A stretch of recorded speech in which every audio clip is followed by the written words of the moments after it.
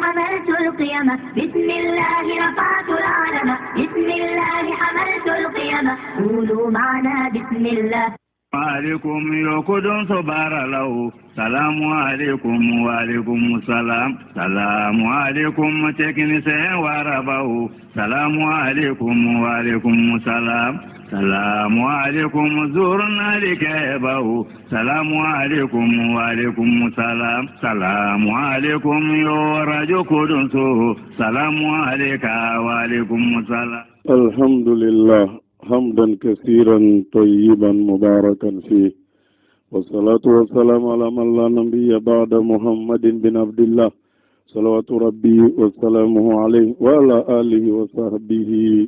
وسلم تسليما كثيرا وبعد. أما المرجو كدوسو FM لمبو نواتي نيه كنفني واتي كبو كدوسو FM في سروفي naga wala obe sanabali ni nabali technicien baraba jibla kulubali bolo mission mabo do ni ñew ala ta ko fe wala bamba bolo ambe foli dima bakari dawo zafonge dawo ko ki fo te ala ko kuluka ya marade kuma kame bo sono katita yoroja naga de wale bolo na kadaye aba afsarame ko ka daele ambe foli da mai minye blomba kono Muhammad Traoré ambi afo ali association kombiri mai Abakar Sino Abdurrahman Sino ko lofo akrefe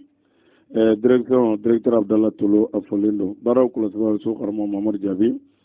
wasabna nasro senbali ni nabali so Muhammad Sibi amba afo wasab president Abakar Duramen yorko akafoli biya kuna foli jenseli siraka kerengerena oye Bakari Kulubali Gabon sigila kata se fude kumba Touré Franci anga folibo be kuma galama ba balma ke mudu sila ale bolo marjalo al fulani ka fo blumba kono akerefe Birama Traoré nala sona bi kuna fonu da sara feminu ma aminu lude nyini ko wala to dun kana insha Allah. Alaikum yokudun sobara lahu salamu alaikum wa alaikum salam salamu alaikum teknisen warabahu salamu alaikum wa alaikum salam salamu alaikum zurna likebahu salamu alaikum wa alaikum salam salamu alaikum yoraju kudunsu salamu alaika wa alaikum salam. Ambe foli di kodonso ni achanyoma anya fo kodonso plente barake ambe foli di radio dambe jomu marena ka mamru befo radio dambe kiba na lamini ku befo radio waadu tuba na lamini ku befo no e tubai radio real je ka beleko na lamini ka foli du bema radio dambe segu na lamini befo radio islamique sana lamini befo radio dambe kucala na lamini befo radio miangala kucala na lamini befo miangala tola radio bajje togo ka foliduma radio nuru kusane ka foliduma kirmisi radio dambe ka foliduma ani gori ka radio ka foliduma nunum bebe kuna funi jensen ka aceri anga dobuye ufana kan sama dola radio yalje ka beleko ka folidu umma kata se kherwane radio dambe be ka foliduma kono foni mi cerni serem befe anye min to fama min to fo ko bolongoni kele ata belata anga folibuye ani youtube minu malame ani kata se telegram ni whatsapp anga foli kambu be anga dobuye fana kan sama dola ana radio num barakelaw ana de men baw kelengelen be kada ka be foso jola be foso barala dambe do mina oye tene kalo minamba la arabukana ango arabu sani amba le konona na no be 4 mois ma kira boli maka kata madina sanji bakele sanji kemenani sanji binani ani sanji saba o kalo nani na malika jate ambet le kononto na bi wala malika jate bi le kononto nye 104 mois 1443 mi yeto kalo ambe le 15 te le 15 ozema voilà ni do ko mois de novembre 2021 ambo ola anga bi kono fono kono anga jamana nyema asimi kuita a kun ye dugutigiw ni conseillers ni diinɛmaw ni laadatigiw fara ɲɔgɔn kan palais la ko ne mɔgɔ wele ni ma fɛn f'u ye na fɛn d'u ma dugutigiw ka kumaw ani Asimu yɛrɛ ka kumaw bolila minnu kan kunnafoniw da bɛna se u ma jamana marabolo ɲɛmɔgɔ docteur Sogɛli Kokala Mayiga a kun taara Segu a taara ko togodalamaw ka funankɛniw ni baara togoda la ka t'u encourager u ka baara la ani ka kuma kɔmɛ taxi ko lahalaya kan kunnafoniw a yɛrɛ kumana ye ka segukaw bɛɛ fo kunnafoniw u da bɛna se o ma o kɔfɛ sa min ye an ka Mali kɔnɔ nara ko attentat dɔ kɛra Mali ni Mauritanie frontière la an ka lakana maa dɔw sara dɔw jogina ka sababu kɛ bamantɛwale maa dɔw ye kunnafoniw u da bɛna se o lahalaya ma jɛnɛ siraba n hakili la Moti yan fan fɛ yen population maaw tun ye siratigɛ kɛ k'a fɔ mobili tɛ tɛmɛ mobili tɛ na kunun n t'a dɔn bɛn kɛra min kan k'a sɔrɔ ka jɛnɛ mara in na ko dugu dɔ bɛ yen k'o bɛ bolo la n sɛkirilen don maramafɛntigiw fɛ ko fo dugu ka se ka libere kunnafoniw u da bɛna se o lahalayaw ma Faransi ko bɛna Union européenne ka sira fɛ a bɛna olu la convaincre u ka se ka kɔlɔlɔ ta ka ɲɛsin Mali sɔrɔdasiw ma kunnafoniw u da bɛna se o ma an ka Maliyɛn minnu n'u tun bɛ Guinée équatoriale donc n'an y'u ka kumakan tɛmɛ ko nɔgɔya donna ko la ko maa minɛna papier tun bɛ maa bolo passeport visa fɛ hali n'a sɔrɔ i ka fɛn date dafara ko u bɛɛ bilala kunnafoniw o kɔnɔ an bɛna lajɛ ka kunnafoni dɔw tɛmɛ ka fara min yɛrɛ ye Libi k'olu ka kalafiliw bɛna boloda ko Karafi denkɛ Seyful Islam ko fana ko a bɛna kɛ candidat ye ani yen yɛrɛ ko kiri wulilen fana don ka jɔ ko fana na kunnafoniw da bɛna se o ma o kɔfɛ sa Gambi fana ko kalafili fana do candidat fana commencera k'u yɛrɛ yira maa wɔɔrɔ bonyanko Gambi jamana ka kunnafoniw u da bɛna se o lahalaya ma awa min yɛrɛ Djibouti k'ale kɔni ko k'olu ka jamana tɛ kɛ l'Amérique ka kaɲɛ k'olu ka sigiɲan jamana kɛlɛ i n'a fɔ Ethiopie kunnafoniw da bɛna se o ma Sudan ka kalan ko maa sata cayara kosɛbɛ ani lahalaya minnu bɛ yen kunnafoniw u da bɛna se o lahalayaw ma ka taa se kunnafoni caman wɛrɛw ma ninnu de bɛna kɛ bi kunnafoni yɛrɛ bakurubaya la sɔɔni o na ɲɛɲini k'u walawala to dunkan na insha Allah. an badenw ni ye sɔsɔli donnen dugujɛ la o ye tile bɔbaliya ye Sisoko Abatu Sauda banabaatɔw ni banabaatɔ somaw nin ye aw bɛɛ lajɛlen jigi sigilen ka sababu kɛ jirikisɛ finman min sabatira kira ka kumakanw na n'a bɛ se ka duniyatigɛ bana bɛɛ lajɛlen furakɛ fɔ n'a kɛra saya bana ye o de ye Abatu Sauda ye u kɛlen kɔfɛ k'u cogo farajɛla ani farafinna jamanabaw bɛɛ lajɛlen la i n'a fɔ Faransi Amérique Gabon Congo Sénégal Côte d'Ivoire Angola Togo Gambie fo ka taa se an ka faaba kɔnɔ Bamakɔ u nan'u ka dagabana butigi belebeleba dayɛlɛ an fɛ ka illegal Segu hôtel Kaso kɛrɛfɛ cɔyi aw maa minnu de bɛ yen ko aw jaabi to ka tigɛ aw yɛrɛ ma walima i ni kun dɛsɛlen n'o ka lafiya dusukundimi bana bɛ maa minnu na fo ka taa se furudimi jabɛti koko mara sayi fo ka taa se tension bana ma kɔnɔdimi jugu bɛ buna adamaden minnu na fasadimi nin bɛɛ lajɛlen kɔfɛ aw minnu de bɛ yen ko aw sunabaatɔ bɛ to ka sogojuguw kɛ u nana ni kisituli hindi ye walasa aw ka se ka lafiya wa u ma da u ma fɛn min ye di ye a dilancogo caman bɛ u bolo di ni azali nana ɲagamine ka fara di ni ɲamaku ɲagamine ma fo ka taa se di ani Habatu Sauda yɛrɛ ɲagamine ma an balima musolakaw aw minnu de bɛ sanga ni waati bɛɛ lajɛlen k'aw b'a fɛ aw farikolo ka to nuguyalen aw ka saraki Sisoko Abatu Sauda u kɛn bɛ ka munitulu kɛrɛnkɛrɛnnen dilan aw kama munitulu min bɛ n'a dilanmɛ ni situlu gwɛrɛgwɛrɛ ye fo ka taa se tulu dilancogo wɛrɛw ma minnu bɛ aw farikolo minɛ ka nuguya wa tɛ kɔlɔlɔ foyi lasi ma o tumana an badenw a ye wuli aw ka Sisoko Abatu Saudatu sɛgɛrɛ ka illegal Segu hôtel Kaso kɛrɛfɛ walima a k'u wele u ka nɛgɛjuru siraw la 73 52 85 46 n'i ma se k'o lasɔrɔ i bɛ se k'u kɔngɔ 99 22 57 89 Sisoko Abatu Sauda i kɛra buna adamadenw jigi ye i bisimila.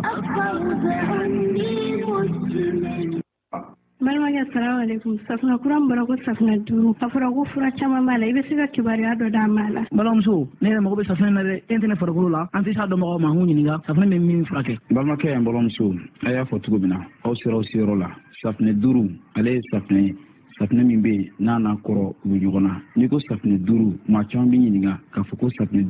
5 a olibulama o bɛɛ o tɛ dɔwɛrɛ o ye zituni ye n'i y'ale ko fɔ dɔrɔn fɛn min ye farikololabana a b'i kisi o bɛɛ lajɛlen ma safunɛ 5 fɛn min y'a nɛrɛmugulama ye an minnu bɛ yen k'a fɔ waati bɛɛ lajɛlen na k'a ka baara o ye farikolola baara ye i b'a fɔ baara kologirinw e ka safinɛ 5 e k'a nɛrɛgulama k'o sɔrɔ k'i farikolo ko n'o ye i bɛna lafiya i bɛn'o sɔrɔ i farikolo la fɛn min ye safinɛ 5 ye a kɔngɔn o fɛnɛ bɛɛ an minnu bɛ yen waati bɛɛ lajɛlen na k'a fɔ aw bɛ lafiya aw b'o ɲini aw farikolo la n'i sɛgɛnnen don e ka safinɛ 5 e k'a kɔngɔnnama in k'o sɔrɔ k'i ko n'o ye lafiya i b'o sɔrɔ i farikolo la waati bɛɛ lajɛlen na aw minnu fɛnɛ bɛ yen k'a fɔ waati bɛɛ lajɛlen na k'aw ta yɔrɔw ka ca ayiwa aw don yɔrɔw ka ca ayiwa n'o ye dugu gorobinɛw ye ka taa fara dugu a magobatigiw kan aw bɛ safinɛ 5 aw b'a jɛmannama ɲini bari sabula ale jɛmannama in n'i y'i kunnale i ni kasa duman i n'o bɛ turu ɲɔgɔn na ayiwa safinɛ 5 nin bɛɛ lajɛlen tɛmɛnen o ye sa safinɛ 5 faransi dɔgɔtɔrɔw olu y'a yira ko k'i to safinɛ 5 kan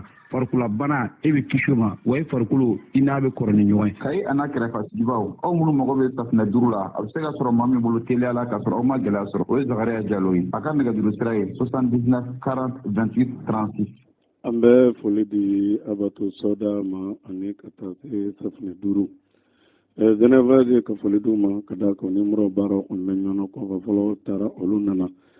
filanan sabanan ka baara bɛɛ bɛ sen na ni sera 16 bala ni bɛ waati min sɔrɔ n'i y'o dɛlɛ fɔ i ka taale kan ka bɛɛ ka do ma cogo min o na da i tulo kan ka ɲɛma fo Suhabu Jawara Bakari Jawara ani Mamadu Jawara Midu Jawara ko ni jija u ni cɛsiri n'an bɔra la an bɛ don quartier diaspora ale kɛnɛ kan Mali la an bɛ Abdramani Kebe an bɛ foli d'a ma ale ka dugu ye Moti dugu min ko Kotaka ka Motikaw bɛɛ fo Mamadu Gundo Sibi an ka cɛkɔrɔba ye cɛkɔrɔba ɲuman don an bɛ foli di a ma ale bɛ k'a ye Sibi ti Goronga Sibi Kunda ye ka a baaraɲɔgɔn bɛɛ fo ye ka foli di Yusufu Kulubali ma ale bɛ Kɛɲɛba an bɛ foli d'a ma ka foli di Sontu Sabo ale agent de santé a bɛ Gori Karata an bɛ foli di Magan Kamara ma ale ka village di Kuranyɔrɔ di Sahel an bɛ foli di Alimami Jabe ale ye karamɔgɔ ye imamu do Kucala ka kalandenw bɛɛ fo Usman ni Tesubi an b'a fo nin waati na a bɛɛ Burudala n'Ala ka don ka foli di Abdulaziz Tarawele ale bɛ Jɛnɛ ale bɛ si cercle de Jɛnɛ an bɛ foli di Salifu Magan Kulubali ma ale bɛ Samɛ plantation actuellement a bɛ Yanfoyila n'o tari Sagiliba an bɛ foli d'a ma ale bɛ Kayini Madame Bas Kadijatu n'an b'a wele ko Mama Fɔnba ale pharmacien ye an b'a fɔ Bamakɔ Jikɔrɔni voilà an b'a fɔ kosɛbɛ ka cɛ fo Fode Bas ani Kangu Jalo kɛrɛnkɛrɛnna ninnu bɛɛ bɛ Canada ye ka nana fana k'o fo ye an bɛ foli ta ka di quartier diaspora taba kelen bɛɛ lajɛlen ma Musa Fofana an bɛ foli di ale ma ale ye boulangerie ye boulanger don ale bɛ Beru la fana bɛ Sajula mara ninnu kɔfɛla la an bɛ dugawu k'u ye ka dugawu ɲini u fɛ ka ɲini Ala fɛ Ala k'an bɛɛ bɛn se ma fɔtaw ni kɛtaw ani ŋaniyataw la Madrasatu Daru Alkami an ko jardin d'enfants don k'u ka tɔgɔsɛbɛw daminɛna a mɛnna kɛrɛnkɛrɛnna a bɛ ɲini denmansaw fɛ toujours minnu b'a fɔ don tɔgɔ ka sɛbɛn Daru Alkami yɛrɛ sigiyɔrɔ filɛ école Frankarabu don ka ni boulangerie Saheli kɛfɛla la Coyi n'i sera yen a condition tɔw na f'i ye ka kunnafoni wɛrɛ ta ko in na i bɛ 50 ta 60 06 70 walima 74 52 45 91 an bɛ Ala deli Ala ka kalanw k'o kɛ hɛrɛ n'an bɔra la n'an ka don kunnafoni na waati bɛɛ an b'a fɔ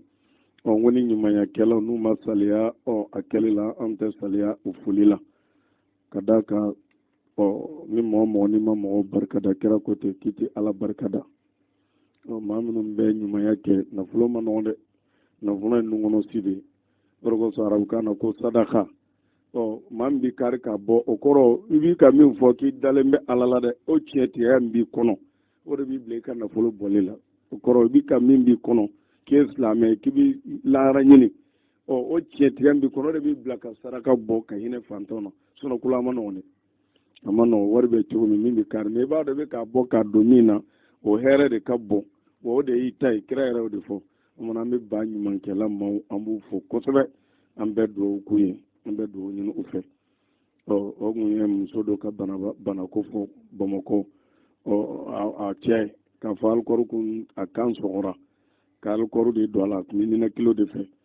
o ka wari bɛɛ kun banna an y'a kibaruya lase donc an y'a fɔ ko dɔw kun ye wari don ci 16,000 mais kunu muso in yɛrɛ wele ko dɔ bɛ faransi a ye wari di a ka maa dɔw ma o y'a sɔrɔ muso in kɔrɔkɛ in wele depuis samedi k'a fɔ n ye ko wari sɔrɔla a d'a kan ko opération in fɛrɛ tun ye 120,000 ko dɔ bɛ faransi a y'a ka maa dɔ ci ka taa ɲini Gawure Ture kɔnɔ yen 600,000 kulu k'a compter ka d'a ma hali o tɛ sɔn tɔgɔ ka fɔ hali an ma sɔn muso yɛrɛ bɛ kasi k'a kasira de fisabilila bi lɛni yɛrɛ de u kan ka wuli ka baaraw daminɛ ni baaraw bɛ kɛ cogo min o y'a sɔrɔ minnu ye dɔɔni minnu ci o fana sera 20,000 ma a bɛna fɔ ale ye 140 sɔrɔ a ka furakɛli bundaku kan an bɛ foli di a wari bɔbaaw ma o y'a bɔ u yɛrɛ de ala k'a kɛ n'u ye sarakati jariyaw ye o kɔfɛ an ko n sen taara ka taa cɛkɔrɔba min ambulance la jumadon n taara lajɛ an ko gɛlɛya b'a la kosɛbɛ a ka maaw a fɔra scanner kan ka kɛ 8,000 awa jolita yɛrɛ wari o tun ye 16,000 o ni ordonnance ko ni fɛnw nana yara ma to o hakɛ dɔn an y'o fana lase an ko olu kɔni u ko k'a bila olu fana 20,000 ani kelen ɲɔgɔn u y'o sɔrɔ dɔ 20,000 ciw ma dɔ fana 1,000 ci hali bi olu mago bɛɛ dɛmɛ na ne yɛrɛ ɲɛ taara seereya u la a bana in bana garabulenba don harisa min bɛ se ka cɛkɔrɔba in bolo ma gɛn a n'a ka famille i bɛ se ka 83 63 68 67 voilà 83 63 68 67 voilà i bɛ se k'o tulo ma gɛn baara tɔ a bɛ dafa cogo min ka min fɔ mɔɔw ye maa caman min na an b'u lasagin a tɛna fɔ ko minnu an bɛ fɛn fɛn ka communiqué fɔ mɔɔw k'a bila u kunna dɔrɔmɛ tɛ sara la hali n'u ko wari de an t'a minɛ fisabililayi don maa maa n'an b'a ka ci lase ko gɛlɛya b'a la dɔrɔmɛ kelen arajo t'a minnu na hali ni cɛ n'u m'a fɔ depuis a daminɛna ka na sisan maa ma ka dɔrɔmɛ kelen ma di ko communiqué dɔw tun ye wari bila ka na ko k'u ka communiqué kɛ an y'u ka wari sagi arajo to ye arajo mɔgɔ yɛrɛ de b'a lajɛ ka sɛgɛsɛgɛli kɛ wala bana bɛɛ tɛ ko bɛ ganti walima k'a fɔ filɛ ni galama maa cɛ u bɛna fɔ arajo la an b'a lajɛ de min sera dandugu n'an m'a bolo ma gɛn sa a bɛ kɛ kɔlɔlɔ ye an b'an da don o ko de la an bɛ maa camanw sagi o yɔrɔ kosɔn mɔgɔ bɛ tile ka weleli kɛ ni mangɛnɛ o t'a la n'an yɛrɛ y'a ye min kan ka fɔ de an b'o fɔ o yɔrɔ kosɔn mɔgɔw dan banna n'an ye min fɔ ala ta kɔfɛ mɔgɔ bɛ se ka fili hadamaden baara don mais o b'a sɔrɔ an kɔni ka dɔnniya la an y'a sɛgɛsɛgɛ an seko la an bɛ wari bɔ an bɛ foli d'u ma an bɛ dugawu k'u ye o kɔfɛ nin ye communiqué ko k'a fɔ marakakan na Laji Jakite ale de a kenya communiqué ni ke Laji Jakite a kenya bugu o debe ni gili 1951 awa Laji Jakite u sorum pay kamana mundu wala nanti a bugu a me sare 1957 mais ara debe wara u debe ke a bugu debe ni awo tanagatero fo sine aw kembaka sasa awa tagabugu a diga tamba a ɲino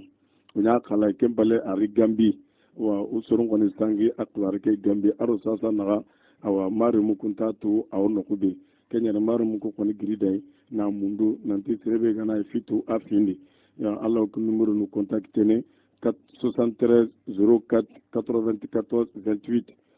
93 19 39 22 89 52 88 46 awa wa minnu n'ala ko musoro ma sere su ga kibara to ke kirse hindi an na ko numero nu contacte ando soru me kita soru ko ni hajungo o akike awa o koninta akbara hoto ay me buyendo sasa naga tanaga teru fo sinani me o faya mundunu awa nanti harisa o debe meni lupru voilà dans les communes de Koulou voilà wani Mamadou Kaba Jakite voilà ama toni awa Fatoumata ogawa woleti Jombora Jombolo awa sila harisa nanti lemeke abugu aro sasa na gilimi 1981 aro sasa awra tana tero fosine sere so kon makbare toy gilaga bu Senegal na ligambi awa aro sasa na o makbare kita numéro ko be ga ko serebe ga na tabare kita hindi asurun kono kana mundu wala nantu aw bireri walma akbar nga mo be arsa wala nya na arna akurosi ko ka fo marakana akila anna abifam kulu namboro la ambe do kuna foni kono nana anga jamana nyama asmi koita akunya dutu wole ani dinemaw ani ladatigo okun wole la kone ma wole ni ma fen fu ye be fen duma kulu dutu chama kuma na palela asmi yere ka kuma bola minga ay dutu were merite ku fu kada ka ku boyro ka jam mali fan be kana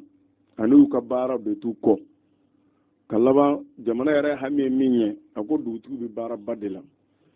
ukono mu na de son da dutu bi yoro mali darapo ka ke o ka yoro la darapo ka flefle o ka du kono wal ma dudala dutu ka fanga bina sai ka duma ani du jamana yere ka nga registre bami ni tara fama boda bi sebeni minunge ko sebendo mina takadi dutu ma kada ka ku ka fanga bina duma dutu ye joda be jamana jolila oni maw ka suru nyona ay dutu fo ko sebe oni joda minga ka ani ka fo folo ko jamana kuma tabulo mina no e dungo juga ni cheni awa ko tabulo mblala de sa tlenia ni ladiriya o de ka fo be tinga yo de la ani jamana yere nyesibe bara baminuma ku koni ayo o fo dutu ye dutu fana chama e foli ke gelambi yoro mi lu yere koni ga yeta ko do yere ko dutu nu na kulo ko Xavier nata ko sanduru de kanga di transforma ko Xavier nata ka damine le 1er janvier voilà sanduru ka damine la ko cheka temenai palais kono palais klimu mo ni fonga che wado fanfa mina fana passé ni na dima voilà o mana fana sembiye jamana joli la asisi ko kuma e minye fela e minye kada kan jamana bi joni ndeka voilà o kuma dutu yu feta fo président fana feta fo anu ka fanga bina duma chomi anu be joda mina ko re konuye ani jamana re kanga jonjo min kuye fana kanga kuye ku remercier ka bara kono ka gena fo be autorité quoi meru be chomi dutu fana ni joro be jamana ku bere koni ko be baro o kuma na asumi ayo o kuma kan mon ko fo dutu kono ko do ko nga yela sanduru kanga damine à partir de janvier 2022 ko o ka ke fanga tema fanga koni kuma chamon fo ani bilateral kan ani fanga ni mauka geranyona koni jara dutu ye yere chamon ga fola ni asiya fola peranga dutu woleta kanu nyingo hakillalata ko sendo jamana kumana ko sendo jamana kuma folila o mana ni grasiya fola ye ako boyanuma kuma na kera tare kuluba wali bisa andala de deli bodda nyuma ala ko kana bal muslimo bella jele o ko fe anga premidri akumbe segu samedi temene donc ya fo ya debi samedi ko anga cheve docteur sobel ko gala maiga atarai kadaka ko to dala ma jeni minu be barala muso kundani acce kunda o lu kunye forme do sigi senga o kunje de kunye dimasi anake tle sabade kuma barala segu yarani Bamako akila kilo binani bonyango o mana segu sazerbe wala ni bumali yare faba yarete abe segu keleni wala mana segu koni fere bora sira kola kosebe sira be autorité 2000 nu kata se sazeri ani kata sira kona alhamdulillah sira be asira fana nyana agetron ferela docteur Togol ko gala mayga tala nyol la jere kuna jama chama umbe har tawdo be projetigo ani kenya la barakala ani fana ngani munum nyesime barama anya ni defo ka maw akurajo ka barala munun tay bogodla yo no daga yo minu yere tay sene yo ba maralaw kenya re yo biseka de metomi pemidire ka kuma no do fara de mana yere erojon o ka soro keme saradala ni tan duru biseka faruka wala so biseka o ka barakala ni fam bi ka bara biseka ta bala chogomi o mana moy yere de o mana kuma chama ngoni kera Allah halayala ko sogal ko gala mega wele fana bla muso ni fana ganuma to daw kadaka ko mali famba bebe to dalela asidi mina ka ku singanga yala o kata ku fela ta fo yere bulu jamana tabulo miye o kata ka fo ayu fuma sogal ka kuma konena ka ke décembre me de la kon ma fo ala folo kadaka ko to dala ko malien famba be balula yende sogal yere ay kuma tay segu kono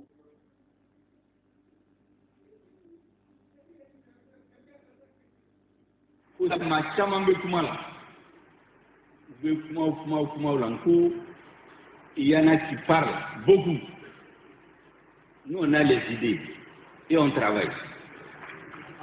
Hakili le gouvernement là avec Baraka. Hakili te ba, Barafana te ba. Maintenant, comment ni comment na ni segana ba blau.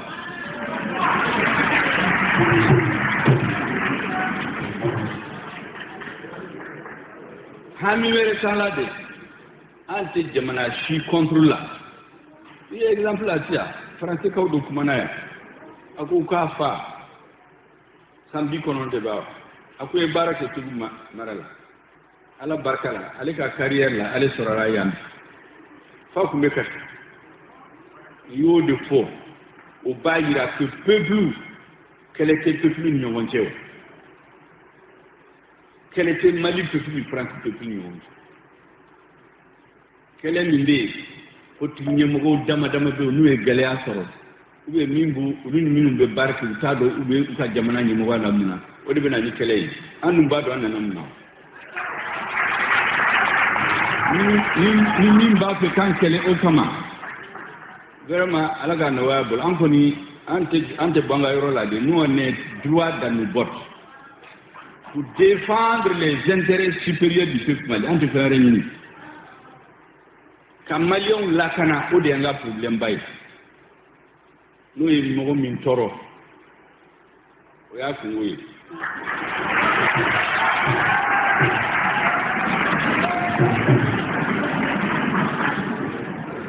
ma caman bɛ u bɛ kan jago a kan ka taa élection la parce que kɛnɛma mɔgɔw kan k'a kɛ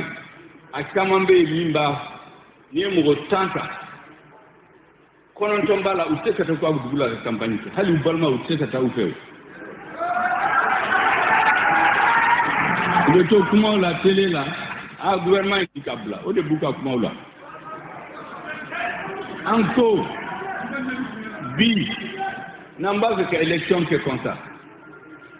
N'a qu'aucune élection de Kessine. A chiffré cette attaque de la campagne. Donc, le gouvernement de Mogomin Sougandi, parce que l'armée de Beyoro Belao, ni l'armée de Mogomin Sougandi, a plutôt que président. Si nous avons quelqu'un qui est pour que vote maté, que vote Nanamura, pour le cette campagne là, que ça dace de Mogo Black à Black Fangala, Mangambena ou Jamana la Toubini. Ante tout ce qu'il a fait, parce que vous êtes piégé d'Odi. An ka taa bi o piège la mankan wɛrɛ ka wuli jamana la pour que mɔgɔ minnu bɛ kɛnɛma mɔgɔw lamɛn olu ka se ka taa fanga ta tuguni parce que jamanadenw dimina qu'en pousser dans une erreur nous on ne va pas tomber dans cette erreur an b'a fɛ ka élection organisée ni min kɛra président a k'i jɔ o y'a sɔrɔ jamana jɔra il est sûr. Il est fier, il a été élu. Il a sorti Malikura, à fondation Ayudo, allez va Djokata. N'allez qu'à mandat, on va remettre à Djokata. Et le Mali va se construire comme ça. En cela, à ma retraite, Mimeta Forola, Betaka Forola, Mimeta occupé à Modéoula, Mimeta livré, c'est un Betanga livré, c'est le. Nous on est livré, c'est le Behakila, Betanga livré, c'est le.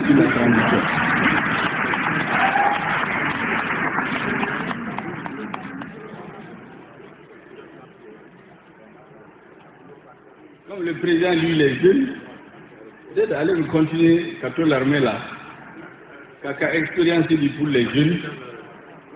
Donc, comment va nous faut des nana qu'à fauyer, qu'à saucer vous kawe. Comment est-ce qu'il faut? Minouye, comment est-ce qu'il bise? Ma baby, minouye, comment est-ce qu'il bise? Tout au fond là. À Chamambe, vous devez commencer ça. Comment est-ce que vous voulez? Comment est-ce que vous voulez? Fodo ne amen ko barakaraw nyamo ko numu uga jurusara kulu be segu mine ka segu saraw betite gouverneur yewre ko gouverneur ma a fay ko minu ye comité bi avec 2 milliards d'arriérés de salaire 2 milliards salaire arriéré 2 milliards ou le devait mangan la bi quand Mogo chou bla gouvernement contre là. Notre gouvernement de transition Diago, gouvernement de transition des ministres des Finances, ministre des Industries Black Anayam, qui a commencé cela. Quand le ministre des Finances voit, quand on a fait bureau là, il y a baraque. an ko n'ala ya nɔgɔya ma n'ala sɔnna ala bɛ sɔn fana komatɛsi bɛna jɔ komatɛsi bɛ jɔ ne de y'a fɔ ye a y'o lahidu ta a bɛna jɔ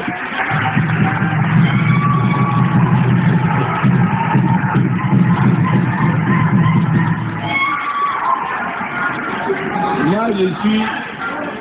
né ingénieur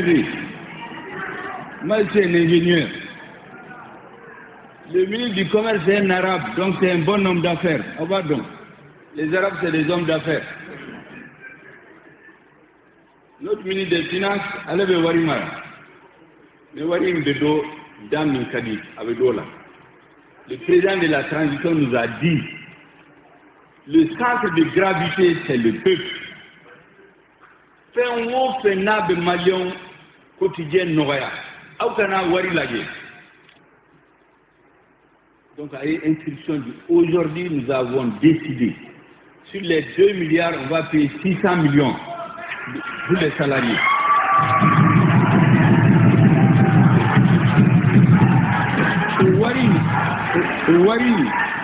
Ouari a bloqué l'un de compte là, à Bay. On m'a dit, par ça, c'est qu'à dit, tu vois, parce que Corolé, société de liquidera, droit au Sarala, wari ni ngana muranta do mogo min yata sisa mogo nena fo kuka wari maduma. Moi je connais un exemple, j'étais le ministre de l'industrie en 2004 quand on a Itema Kumbina, ça fait 10 ans à Kumaouli. Aya Laouli. On a calculé les droits des travailleurs, c'était 1 milliard. Au 1 milliard, ça a été versé à l'État, à chaque copie de Mbolo. Il y en a qu'à privatiser. Mais j'ai vu récemment, dans les droits des compressés, 1,4 milliard pour Itema. Donc, encore 6 ans, ni comment est-ce que nous avons Warikanga Douma, avec Géléa de Konon. C'est que celui de Bestena pour que B, à Kazvirika contre la télé Mogoshima, à Katanga Mukana Fokoro, pour Warimadi.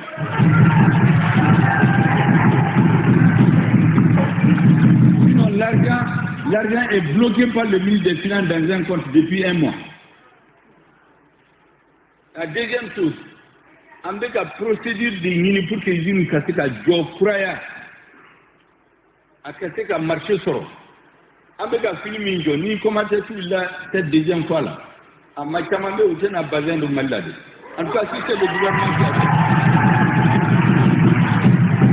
fait. Ni gouvernement de bas 100. Ni gouvernement de fin haut fin 100, avec ça sans commenter ni battre là. Les usines nationales,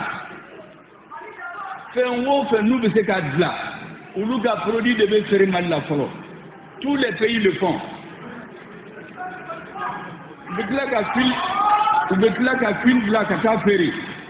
Donc, en beau c'est là pour que n'a pas commenter sur Djora, ou ya sera à Djora pour longtemps. Donc, ni mogo nana mogo chuku la transition contre là. Ko wari te sarawe ay wuli ka siratige. Oye mogo min ba ko la transition contre. Min ba ju ko ramba do. Ya fo gouverneur. Min kumbe ko manganti ko ka kuwele ube mina amba do bamako parce que ube téléphone ti ka nyogon ka mogo bla ka ta bamako anga nyogon dala ka mogo chuku bla gouvernement contre ambu bedon. Malion to tugu mogo chuko bi. Ma shi malion te tugu ko bi ka gouvernement déstabilisé. Nous avons jamana marabolo nyamo Dr. Sogel Kogala Maiga ye komite ko fosigu klo someru chamambe yaro be jammo ye kosaba surtout ni gibina terrain wuli kaya yaro be ja kay koy ala bite ikoma fana kulukoro igibi ikoma wuli o fana be ja kulukoro kan be jinu kumbe mali na ya o aka kuma be mi ni komite si kono kona sera ka wuli sei o ko machama o koro ko machama tina basa o koro manye se afinuma comme premier yɛrɛ kɔni laadala ale yɛrɛ b'o fini sugu ninnu de don ka caya daliba fini a yɛrɛ ye dɔ bɔ vɛsiba don in na sa mɔgɔ ka k'i yɛrɛ ye an bɛ premier ministre fo a ko maa dɔw kun wulilen don u bɛ weleli la k'a fɔ ko n'u k'u ka dɔrɔn ma sara k'u bɛ siraw tigɛ ka d'a kan sisan i b'a sɔrɔ telefɔni siraw caman bɛ yen u jatelen don kulu wala téléphone sɔrɔ caman bɛ faama ninnu secrétaire tɔ u b'a bɛɛ caman kalama ko minnu m'u wele la k'u b'a bɛɛ kalama k'u tun y'a fɔ gouverneur ye k'u ti sɔn maa si bolo bilen i ka se ka wuli k'i bɛ kɔlɔlɔ se jamana in ma o de kosɔn hali o don mun na hali Bacili a kɔni kumana kolon ko ale y'a dɔgɔ wele kosɛbɛ ko o ma ka appel jaabi kɛrɛnkɛrɛnna a bɛ ka baaraw kɛ u tɛ ka fɛn kɔni sara a la kɛrɛnkɛrɛnna dɔw ye Bacili jalaki dɔw ye Sogɛli jalaki an kɔni ka kuma na ne bɛ se ka analyse min fɔ i b'a dɔn Bacili ni Sogɛli cɛ kun fana gɛlɛyara kosɛbɛ f'a kun taara se Bacili yɛrɛ kun ko awa mugu kun bɛna ci ale la a bɛ kuma min yira o ye Sogɛli a den yɛrɛ kɔni bɔra k'o fɔ n'o fana dumi kun bɛ Sogɛ a ko ma nɔgɔn quoi a yɛrɛ kɔfɛ a mɛnna a waati yɛrɛ Sogɛli yɛrɛ réseau ko kun gɛlɛyara a ma wala a kun gɛlɛyara famana a mɛnna a tɛ maa yɛrɛ report réseau kan a bɛ ɲini ka se 10 jours ma parce que kɔfɛ ne n'a ka ɲɔgɔn sɔrɔ dɔ la ko a bɛ ɲini ka 10 jours bɔ ale yɛrɛ tɛ réseau ko ninnu tɛ tellement a waati a sɔku bonyana kojugu quoi nka a kɔni ma jaabili kɛ bon sisan Bacili kɔni bɛ k'a ɲini ko a n'a ka se ka fɛn hali fanga taabolo ye min ye kumaw ka k'a la k'a tɛ ka a répond quoi k'a tɛ ka répond maa caman bɛ k'a fɔ ka d'a kan an kɔni min fɔ Sogɛli ka d'a kan n'i kɛra ɲɛmaa ye i bɛ lamɛnni kɛ wala i bɛ dusu fana i bɛ se ka o fana bila i ni maa minnu jɛra fɔlɔ hali ni erreur yera dɔ de bɛ da quoi i bɛ se k'u lamɛn n'a sɔrɔ hakilila fana b'u la a tɛna fɔ i ka jɔda d'u ma ou bien i ka place d'u ma Bacili bɛ yen madame Sikaso bɛ yen Modibo Sidibe bɛ yen Muntaga Tali bɛ yen Bacili yɛrɛ ye kɛlɛ kɛ kosɛbɛ denmisɛn ko in na maaw datugura don min a tun bɛ ka cɛbakɔrɔya taama caman kɛ n'a ma ɲɛ ni kow ɲɛna hali i tun ye maa minnu ta k'u bila u ka jamana malikura bɛ sigi cogo min a sɛbɛnninw na juge dɔnni i tun bɛ Bacili i bɛ dɔw bila la wala ka d'a kan bɛɛ jamana in kanu ni fɛn b'u la o tuma na a k'a lajɛ i ye dugutigiw ni fɛn fara ɲɔgɔn kan cogo min a k'a lajɛ a ka ni maa ninnu fana fara ɲɔgɔn kan n'u ka sigi wala jamana tɛ kɛ ni min y'a sɔrɔ o bɛ dimi tɔw kɔrɔ walima fɛn hali n'u ma faamu a wele a ka sigi a na kɛ hakilila dɔ b'u la n'o faralen ta kan a bɛ se ka ɲɛ ni min fana b'u la n'o man ɲi maaw b'a dɔn min fana ka ɲi a bɛ taa n'o ye a bɛɛ tɛna fɔ place ka d'u ma walima fɛn i ye dugutigiw ɲininka cogo min i ye laadatigiw ni fɛnw ɲininka i bɛ se k'olu fana ɲininka wala hali kɛlɛbaw i k'u bɛɛ ɲininka ni k'i bɛ jamana jɔ ka d'a kan jamanaden bɛɛ a dɔw la i bɛ hakilila dɔ sɔrɔ baara bɛ se ka kɛ o kan ɲɛmaa ninnu fana ni mɔgɔ kɛra ɲɛmaa ye mɔgɔ fana k'a dɔn a ka appel tali man nɔgɔn ka d'a kan surtout réseau ye ale ye télécommunication de kɛ ingénieur don a b'a dɔn kɔlɔlɔ min b'a la i ni dɔ bɛ kuma dɔrɔn a b'a retiré kɔfɛ a b'a ye bɔ sisan karisa yɛrɛ ye nin fɔ tan surtout olu minnu yɛrɛ ye faama ye olu yɛrɛ ka taa n'u ka kuma tête à tête o de ka nɔgɔn a caman bolo ka tɛmɛ ko sisan k'i ka appel répond et puis fana baara fana ka ca u ka fɛnw ka ca temps d'emploi fana ka ca maaw fana ko faama a ko la ko b'o lahalaya ninnu de la an kɔni bɛ dugawu kɛ a kɔni bɛ jamana a bɛ ka taa taasira minnu ɲɛ a bɛ ka dusu don jamanadenw na a bɛ ka baara minnu kɛ u nɔ kɔni bɛ ka ye kulu wala o mana tɔ minnu fana bɛ yen n'olu ma faamu a k'u wele a n'u bɛ se ka kuma ka fɛta jira u la cogo min ka d'a kan kana kɛ n'olu ye fanga sɔrɔ ni minnu bɛ ɲɔgɔn kan fara la o fana tɛ jate a ma fɔ ka place d'u ma o fana ka hakilila lamɛn wala i b'u ka hakilila lamɛn ni min don fana a banna wala jamana ye maaw girinnen ye ni faama ka di kulu namara don ni ne y'a ɲagami ni sera faama n'i y'a maaw wele a bɛ ɲɛ non maa ti farasi tɛ population ye k'a ni ministre ye teri ye ten o ka d'a kan loi de bɛ bɛɛ bonya ye hali ministre tɔ n'i y'a kɛ denmisɛnnin a bɛ wele fanga la bɛɛ b'i kati fɛ i bɛ talon ministre la foyi t'a la mais anw fɛ yan tellement que dunko juguya warala e b'a ɲagami faamaw b'a ɲɛnabɔ ka sɔrɔ hali ma se o de kosɔn maaw bɛɛ b'a essayer o teriw ka kɛ faamaw ye o teriw ka kɛ ministre ye ka d'a kan ne y'a ɲagami dɔrɔn ni weleli kɛra o b'i bila sinon jamana développé ninnu na jamanadenw t'a ɲini u ni ministre yɛrɛ ka ɲɔgɔn dɔn yɛrɛ ka d'a kan o b'a dɔn duuru basen duuru nɔnɔ i tɛ se ka foyi kɛ ne na ne tɛ se ka kiri kelen de b'an bɛɛ mara i ye Mali la maaw bɛ kirikiri ni min kɛra ɲɛmaa ye n'a ka ɲɔgɔn dɔn an ka wele an ka kɛ tan a bɛɛ kun ye de a dɔ la ni y'a ɲagami walima n'a feere kɛra n bolo mais ni justice tilenna k'a ka baara kɛ a tɛ se o bɛɛ ma o ka d'a kan bɛɛ n'i ka baara don o kɔrɔ jamanaden bɛɛ bɛ kɛ a ka hakɛ kɔnɔna na o de b'a essayer diyagoya mɔgɔw b'a ɲini ni faamaw sinon kɔni an kɔni bolo jamana in ka jɔ dɔrɔn wala o y'i wele o ni wele o ni jamana bɛ ka jɔ ni minnu fana m'a faamu i bɛ se k'olu fana wele i n'olu fana ka se ka kuma walasa an bɛɛ bɛ se ka kan kelen fɔ cogo min jamana a bɛ se ka jɔ cogo min o t'a kulu wala kuma bɛ ten fo minnu b'a la a t'u répond a bɛ taa u k'a dɔn baaraw fana cogo tɛ kelen ye olu fana bɛ sera communication ye ɲɛmaa ninnu fana ka lahalayaw ma nɔgɔn a baarakɛlaw fana ma nɔgɔn u k'a bila jigiya ɲuman na ani minɛ ɲuman yɛrɛ bɛ se ka wuli ka audience ɲini ka taa n'u n'a yɛrɛ tête à tête n'a y'u refusé o la n'u kan ka min fana fɔ u b'o fana fɔ an kɔni bɛ se ka min fɔ ka fara ko in kan o ye nin ye hali bi sa an bɛ ala de deli bɔda ɲuman ala ko kan n'an balima silamɛw bɛɛ lajɛlen kɔfɛ min ye nara ko mali surasi 4 olu sara maa 14 olu joginna mali ni Mauritanie frontière la ko in kɛra bamanti wale maaw y'a kɛ kunun dimanche de wala kunun dimanche i n'a fɔ surasi yɛrɛ a fɔ cogo min mais minnu kun nana bingale kɔni na ko maa 6 sara olu yɛrɛ la olu fana tora an ka maaw ka mugusisi la i n'a fɔ kunnafoniw ye a di cogo min na wali bisa an bɛ ala de deli bɔda ɲuman ala ko kan n'an balima silamɛw bɛɛ lajɛlen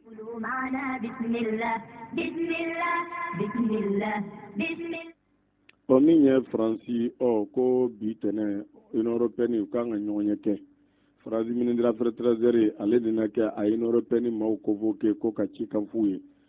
cikan ye mun ye ka da ka waati tɛmɛnen ko CEDEAO maaw ye sanction kɛ Mali kan n'o de Mali sɔrɔdasi ninnu ye ani minnu bɛ fanga na k'u bali taama na ani k'u ka wariw bloqué kɛrɛnkɛrɛnna k'olu fana ni union européenne bɛna ɲɔgɔn ye kɛ walasa o fana bɛ se ka sanction wɛrɛ ta ka da sɔrɔdasi ninnu kan cogo min faransi kɔni de b'o ko kɔni na ko o baaraw kan ka kɛ bi tɛnɛ ka da kan ko Mali ka memburuya o dulonnen don CEDEAO la faransi ministre des affaires étrangères n'o de ye Jean-Yves Le Drian k'a kɔni ko ani union européenne ka ɲɔgɔn ye ka da kan ECOWAS maaw ta kɛra nin kalo tile 7 k'olu fana y'u ka embargo kɛ olu union européenne fana bɛn'u ta kɔni kɛ k'a da sɔrɔdasiw kan mais olu ta bɛna kɛ min ni min ye an kɔni t'o dɔn fɔlɔ k'a dɔn kun ye mun ye ka da kan ko sɔrɔdasiw banna ka élection date ka respecté voilà u tɛ ka fanga bonya kɛrɛnkɛrɛnna ani fana ko siga bɛ an ka sɔrɔdasi ninnu u ni société privée dɔ ni ɲɔgɔn cɛ k'a kɛ n'a sɔrɔ ko siga t'u ni ɲɔgɔn cɛ bɛnkan faransi sɔmin bɛ nin bɛɛ la olu dun ko k'olu t'a fɛ ka sɔn de ma dɔrɔn irisi sen ka cu yan surtout ka société privée faransi ko k'ale tɛ a sɛbɛkɔrɔ tɛ dɛ ka d'a kan ko Wagner maa minnu ni Mali ni u b'a fɛ k'u bolo di ɲɔgɔn ma faransi ka fɔ la k'olu kɔni nɔ ma ɲɛ Centrafrique k'u ye tiɲɛni caman kɛ Centrafricains dun ko olu kɔni bolo k'olu libéré la ka ban population et puis ko kasike bilen min taara olu dɛmɛ olu b'u wele de voleur de jama o don a yɛrɛ mɛ Portugal sɔrɔdasi minnu bɛ yen u y'u ka avion kɛ ka jama ni dɔrɔn ko affaire de kɛ mais faransi da tɛ mɔgɔ la jamanadenw ko k'olu lafiyara u ka jamana lakanana mais olu ko ko irisi n'o ma ɲi ana k'aw de ye Centrafrique jamana maaw ye sa o kɔni siran b'o de la kolon faransi yɛrɛ sɔrɔdasi ɲɛmaaba dɔ k'olu fana ye ɲɔgɔn ye kɛ ko olu ye ko Emmanuel Macron ye filiba de kɛ fili min parli ka gɛlɛn o fili kɛra mun ye a kɛlen k'a fɔ k'ale bɛna bɔ Mali la ko Mali ministre fana Mali maaw ye nin de ta k'o kɛ occasion ye k'e bɛna taa ne taara yanni yɔrɔ lankolon ka bila an fana ni maaw b'an bolo di ɲɔgɔn ma tiɲɛ yɛrɛ la ko Macron ka nin kuma in kɛra erreur ba de faransi ɲɛmaa dɔ y'o fɔ k'olu dun y'a fɔ Macron ye k'a kɛra erreur ba de ye wa Sogɛli ye nin de ta maa kalannen bɛ ten a ye nin de ta k'i bɛ taa an fana ka yɔrɔ tɛ to ten Mali base o de kan o de fana ye ko ye nɔgɔya ko ye nin ko in bɛna fɔ ala bɛ kɛlɛ nin kɛ ka taa o yɛrɛ dari labila la o fana y'a sɔrɔ ni Algérie karila ɲɔgɔn na a kɔni kɛra gɛlɛya y'u bolo kosɛbɛ nin yɔrɔ in fana de ye kungo nɔgɔya ONU na aw ko a bɛ taa aw de tun bɛ k'an dɛmɛ san 8 ɲɛma sɔrɔ a k'a bɛ taa yan'a fana ka taa an fana b'a la ni maa b'an bolo di ɲɔgɔn ma yɔrɔ lankolon kana bila hali kunun samedi tɛmɛnen ne ma fili Tizali Kidal u ka kan laban min bɛ o y'a tile di o y'a d'an ka Mali armée ɲɛmaw ma ye u taara frontière 3 la u y'u ka koso n'u ka kasaw kɔni bɔ Kidali ta u bɛ to baraze frontière 3 in de la yen u ka radaru n'u ka fɛn a dira an ka armée ɲɛmaa min ma fana kɔni ko sisan olu labɛnnen don u bɛ Mali yɛrɛ ka ordre kɔnɔ yɔrɔ yɔrɔ ka d'u ye Mali faamaw m'a fɔ u ka ɲɛmaaw m'a fɔ u ka taa yɔrɔ yɔrɔ u ka baara kɛ cogo min olu fana labɛnnen don k'u ka baara kɛ ten n'o ye Mali finitigilakaw ye Kidali kɔnɔ an ka fa bara an kan ka lajɛ ka taa cogo min ka taa yɔrɔ min olu fana labɛnnen don o baara kɔni kama i n'a fɔ o fana y'a fɔ cogo min ko kɔni bɛ tan k'olu fana bɛna embargo da Mali kan a sɔrɔdasiw kan o y'a ye wari bɛ maa minnu bolo kɛ Asimi to ta dɔrɔn i ka fantanw lamɛn i ka kɔlɔnw sen i ka kuranɛw san i ka banabaatɔ k'i ka ministre muso kɔni bɛ baara la a k'a lajɛ socialement fana fantan dɔw bɛ taa dɔgɔtɔrɔso la a ka wuli ka jɔ u ka ko la dɛ dɔw bɛ a t'u ɲɛ a t'u kɔ voilà u bɛ se ka ɲɛ cogo min mɔgɔ tɛ peredan na mɔgɔ tɛ fɔ u ka kɛnɛya dɔrɔn voilà dɔgɔtɔrɔ minnu fana ye dɔgɔtɔrɔya kɛ taɲini ye n ka du sɔrɔ n ka moto sɔrɔ u k'olu fana fɛn ka a sagisɔn dɔ dɔgɔtɔrɔya la u ka occupé banabaatɔ la ni min ye social ma parce que fura dɔw kan ka di social ma mais e bɔra wula kɔnɔ ka na maa tɛ kɔ kulu i t'o ɲɛdɔn o t'o fana ɲɛfɛ yen papier min kan ka rempli i kan ka taa yan fɛ i kan ka fura sɔrɔ fu n'i ma dɔɔnin dɔ fana na n'i tɛ relation dira o tɛ ɲɛ a bɛ bɔ ka bila yen a bɛ laban ka tila u yɛrɛ dama ni ɲɔgɔn cɛ ɲɛ tɛ sɔrɔ a la fo jamana ka bɔ nin de la minnu bɛ ɲɛmaya la o k'a dɔn ni min nana n'a n'a ka kan yan'o k'a ɲini olu yɛrɛ ka wuli ka jɔ n'a ye wa ko jamana jɔra n'a ye an y'a ye gɛlɛya b'i la fɛn b'i la a siɲɛ facture an ma ban o mais e tɛ ɲɛdɔn a la u b'a fɔ taa yan fɛ dɛ taa nin voir dɛ na ni nin ye na ni nin ye e bɛ t'o la ne bɛ ɲɛdɔn na e bɛ fo nɛgɛ sabara laban wo na bɔ a la u ko k'o bɔ dugu ni dugu la u ka k'o da kɛnɛmaya wala ni min ka kan a k'a tigi k'a sɔrɔ lafiya la k'a sɔrɔ a ma kɛ ni degun wɛrɛ ye o kumana n'o kɛra jamana bɛ barika o kumana ko kɔni bɛ ta faransi kɔni u ka ɲɔgɔn ye ani européenne k'a bɛna kɛ bi mali kɔni contre la sɔrɔsiw n t'a dɔn k'an bariko bɛna kɛ min ni min ye alihalaya la wa hali bi sa an bɛ ala de deli wada ɲuman ala ko k'an n'an balima silamɛw bɛɛ lajɛlen mali ɲɛmaw dun y'a fɔ k'olu t'a dogo maa sira n'olu ni maa ye bolonɔ bila kɛ o tɛ sira k'a fɔ o donc ministre affaires étrangères tun bɛ irisi la a y'a fɔ a da la ko kan'u dɛmɛ irisi yɛrɛ k'u labɛnnen don ka mali dɛmɛ pour an ka sanu ani an ka kuranko ani jiko ani ka taa kɛ armement ani ka sɔrɔsiya yɛrɛ dege irisi ko bɛna mali dɛmɛ nin bɛɛ la irisi y'u ka layidu kan di kabakolo o kɔrɔ ko irisi bɛ faransi de ko k'o tɛ kɛ ko faransi ye kangari da irisi ye kɛrɛnkɛrɛnnena k'a ka sen bɔ mali ko in na k'a kana ka intérêt menacé koloja intérêt ko don o mana mali kama dɛ ko faransi kana ale ka intérêt menacé o mana ja mali ko tɛ dɛ faransi kana n'ale ka wala ko in filɛ ten an y'o faama mɛnna o n taara po i m'a ɲinana po ko quoi o m'a ɲinana MLA quoi i y'a mɛn a bɛ jɔ MLA a ye kɔrɔ kɛ tan a sumama de bɛ e yɛrɛ kɔ sisan ɲinana nin bɛɛ kɔ sisan a tɔ kɛra a bɛna fɔ ko irisi u y'a irisi ta tɔgɔ ma k'a kan'u ka intérêt menacé voilà o mana ko in ye intérêt ko de ye diya ko kɔni bɛ nin lahalaya in na wa hali bi sa an bɛ ala de deli bɔda ɲuman ala ko k'an n'an balima silamɛw bɛɛ lajɛlen jɛnɛ mara la kɛrɛnkɛrɛnna moti sa kɛ moti mara la maa dɔw tun ye sira tigɛ kunun mobili tɛ bɔ moti kana bamakɔ fɛn tɛ bɔ yen ka taa k'a sababu kɛ ko jɛnɛ kɛrɛfɛ dugu dɔw bɛ yen ko bamanti jɛkulu maaw kɛmɛ ko dugu in daminɛ maa tɛ bɔ maa tɛ don ko dugu in lahalaya mɛn'o la dugudenw fana dafɛ dugu caman farala ɲɔgɔn kan jɛnɛ ka siraw tigɛ a bɛɛ kun ye ko fɔ an ka lakana maaw ka taa ka ye libéré sinon ko bolimafɛn tɛ bɔ yen fɛn tɛna fɛn tɛ ta olu fana kɔni tun y'o baaraw kɛ mɛ n t'a dɔn n'a sɔrɔ ka se bi ma lahalaya min sɔrɔla a la o tuma na olu fana kun dusu bɔra kosɛbɛ k'a ko kɔni kɛ ka d'a kan ko lakana maaw ka taa i n'a fɔ an ye bayankara ta fɔ don ko mali kɔrɔnfɛla mago bɛ lakana na kosɛbɛ an bɛ dugawu kɛ hali bi wada ɲuman ala ko k'an n'an balima silamɛw bɛɛ lajɛlen donc Guinée Équatoriale la an ko maliyɛn minnu bɛ yen u ye degun sɔrɔ mais kɔsa la ko a nɔgɔyara o sibiri kelen n t'a dɔn sufɛla o labanna ka maaw kɔni bila an ka koroso biro min bɛ yen monsieur Keita Musa Keita ani ka taa se an ka porte-parole Musa Bakari Fadiga hakili u ye ɲɛfɔli kɛ an ka jan an k'a lamɛn inshallah. Assalamu alaikum warahmatullahi wabarakatuh. Marwa sila assalamu alaikum warahmatullahi wabarakatuh. Nga foli bɛ se arajo so lamɛnni baga bɛɛ lajɛlen ma. Cɛ ani muso denmisɛnnin makɔrɔba nga foli bɛ se bɛɛ lajɛlen ma.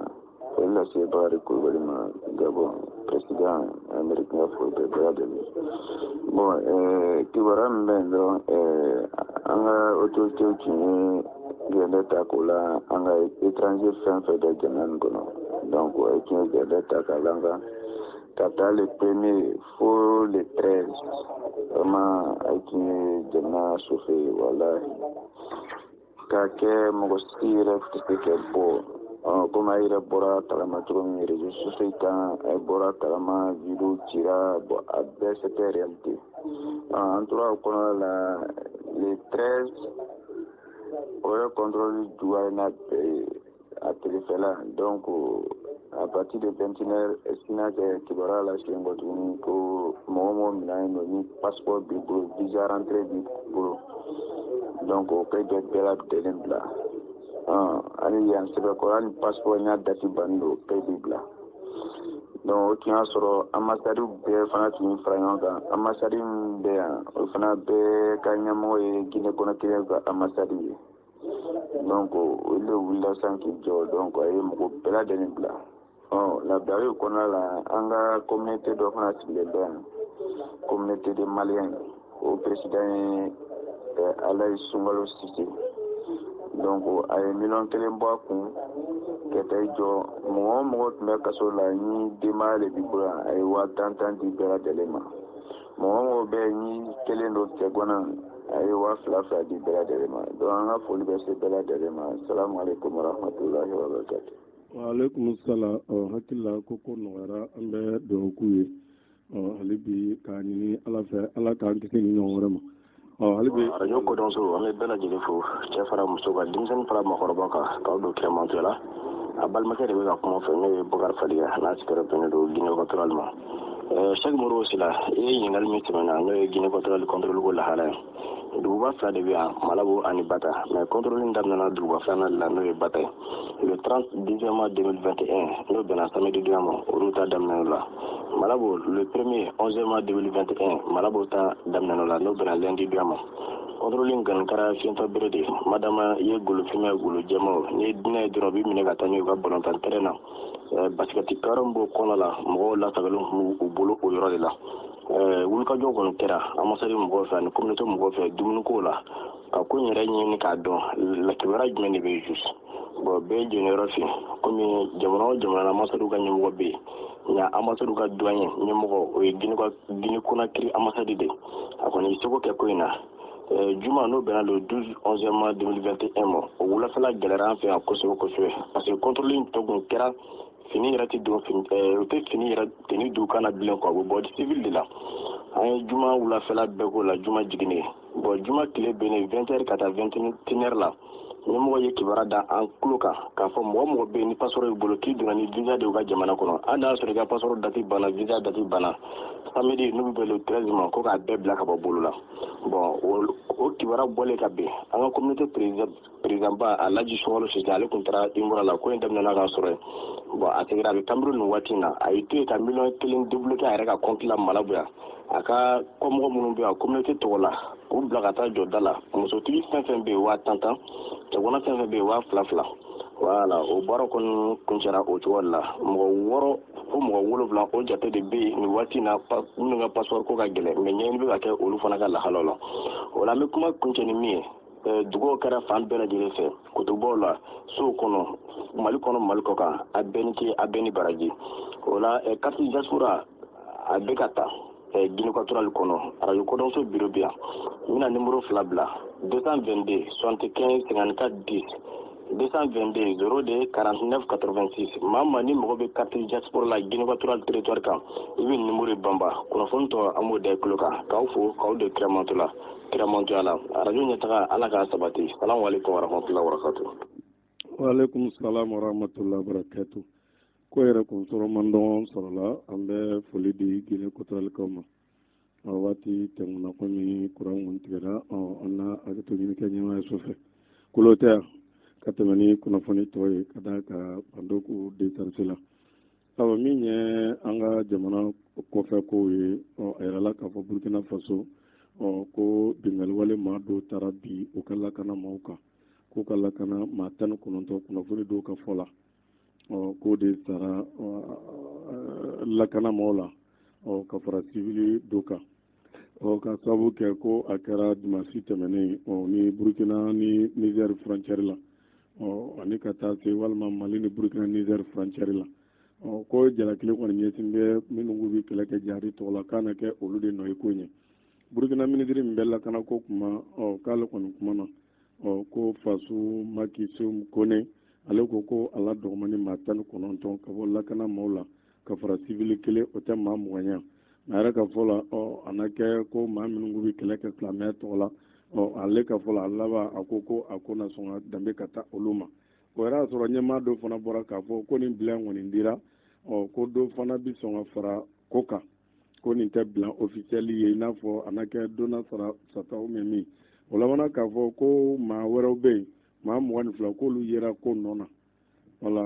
maa 22 surasiw la quoi olu yɛrɛ mugu sisi la ye kulu wala ni ko kɛra a kɛ waati dɔw bi jate su ye mais kɔfɛ b'a sɔrɔ bi ɲɛnamaya la a ko ma nɔgɔn ko maa 22 yɛrɛ sinon kunnafoni dɔw tun ye fo 70 fɔ walima 75 ko civil min sara ani lakana maaw k'a bɛ s'o ma mun yɛrɛ ka ɲɛmɔgɔ kɔni bɛ ka min yira maa 20 maa 19 lakana maa 1 civil ani kɔfɛ u ye maa 22 ye lakana maaw la olu bɛ ɲɛnamaya la i n'a fɔ kunnafoniw ye a yira cogo min Burkina yɛrɛ ni Niger olu ka kala sisan nin kɔsa in na kosɛbɛ nin bɛɛ bɛ kɛ cogo di ka sɔrɔ diɲɛ ma G5 bɛ yen France yɛrɛ ka basiba kɛra ye nin na kɔni maaw k'a dɔn k'a fɔ u nakun tɛ Mali u yɛrɛ ninnu nakun tɛ k'an dɛmɛ u nakun ye ko wɛrɛ de hali bi sa an bɛ Ala de deli bɔda ɲuman Ala k'o kan n'an balima silamɛw bɛɛ lajɛlen. O kɔfɛ min ye Ameriki ko k'u bɛna embargo dɔw kɛ jamana dɔw kan kɛrɛnkɛrɛn Eritrea n'o ni Ethiopie bɛ frontière la Ameriki juma tɛmɛnen k'u bɛna olu sɔrɔsiw ani maa minnu bɛ fanga na ye Eritrea k'u bɛna embargo k'olu kan ka d'a kan ko kɛlɛ min bɛ tigere Ethiopie ko ni Ethiopie faamaw farala ɲɔgɔn kan ka se ka bamanti cɛkulu walima ka se ka kɛlɛ yakubaya a bɛna fɔ jamana fila y'u bolo di ɲɔgɔn ma quoi ka jugu kɛlɛ o de ma bɛn ale ma ka d'a kan ale bɛ ka jugu ninnu de dɛmɛ Ameriki bɛ ka jugu ninnu de dɛmɛ o mana k'ale kɔni bɛna embargo da Eritrea lakana maaw faama minnu bɛ pouvoir la yen k'u bɛna embargo da olu kan ka d'a kan olu ka maa dɛmɛ ta o de ye jugu ninnu ye o de ye olu ka baarakɛdenw ye o de bɛna taa Ameriki ka intérêt k'o défend Ethiopie kɔni kɔnɔ o kɔfɛ sa n'i ye jateminɛ yɛrɛ kɔni kɛ Djibouti olu fana ka ministre affaires étrangères kumana k'a fɔ olu ni Ethiopie bɛ frontière la Ameriki k'a fɔ Ameriki bɛna fɔ a bɛna olu ka jamana kɛ base ye k'olu sigiɲɔgɔn jamana kɛlɛ k'olu tɛ sɔn ma teriya b'u ni Ameriki cɛ baaraɲɔgɔn b'u ni ɲɔgɔn cɛ mais k'a fɔ u bɛn'u bisimila olu fɛ yen de ka kɛlɛ ta ka ɲɛsin olu sigiɲɔgɔn jamana ma k'olu fana t'o pulu la cɛ kɛlɛ ko b'an ni ɲɔgɔn cɛ Ameriki respect bɛ yen mais sigiɲɔgɔn de an sigiɲɔgɔn jamana k'i bɛ ni cogoya k'a fɔ k'i bɛ kɛlɛ ta ka ɲɛsin Ethiopie ma Djibouti fana ministre kɔni ko k'o kuma kɔni t'a la olu fana tɛna sɔn ma Ameriki bɛ cogoyɔrɔ de ɲini u sera Sudan na ka bɔ u bɛ ka ɲagami u bɛ ka jugu don Sudan fɛ ka se ka Ethiopie ka a kɛlɛ k'a sigi a sentabara la n'u sera wa hali bi sa an bɛ Ala de deli bɔda ɲuman Ala k'o kan n'an balima silamɛw bɛɛ lajɛlen. Sudan kɔnɔ yen olu yɛrɛ ka dɔgɔtɔrɔ kɔni ko depuis funufunu daminɛna sen u ka sɔrɔsiw kɛlen ka fanga gouvernement bɔ yen depuis le 25 octobre ka na bila sisan ko maa min sara civil la maa 23 sɔrɔsi ɲɛmaa yɛrɛ kun ko gouvernement bɛna sigi ko waati damadɔ ko gouvernement bɛna sigi hali bi maaw kɔni bɛ karew kɔnɔ yen olu kɔni ko tɛ sɔrɔsiw ka ko la yen denmisɛnnin dɔw bɛ ka sa muso dɔw bɛ ka sa o tuma na olu kɔni ta ɲini ka kɛ kamanagan y'u bolo ne bɛ min fɔ yen président ye sɔrɔsi ɲɛmaa a tɛ ne ka kuma mɛn sinon n'i b'a fɛ nin kɛlɛ in ka ban sa i bɛ Umaru Basiri bila walahi Umaru Basiri min bɛ kaso la yɛrɛ u ye min minɛ dɛ min bɛ kuranɛ dɛmɛ min delila ka 100 joli walima 20 k'a don kuranɛ na min bɛ to ka taa kɔnkuru kɛyɔrɔ la o ɲama de wulilen filɛ nɔfɛ olu minnu y'a bonya a ma suma y'u bolo dɛ n'i b'a fɛ nin kɛlɛ in ka ban dɔrɔn i bɛ taa Umaru Basiri bila i b'a sigi président na Umaru Basiri ni silamɛw ka di o ale ni kutubakɛla ni misirima ni université denw ka di n'a y'o fɔ sisan université de a bɛɛ ka na a bɛɛ ka kɛ sɔrɔsi ye kɛlɛ banna kuma bɛ nɔgɔya sisan a so fɛlen filɛ olu da la yen a kɛ bɛ dɔnni dongoma ye hali bi a ma suma ko kɔni bɛ ta a ye ministre wuli ka bɔ yen Union européenne ko k'olu bɛ ministre affaires étrangères de reconi olu t'ale yɛrɛ reconi f'a k'olu bila nɔ na a kɔni juru kɛrɛnkɛrɛnla da la fan bɛɛ fɛ Al Jazeera yɛrɛ bolofara min bɛ yen u ka bureau ɲɛmɔgɔ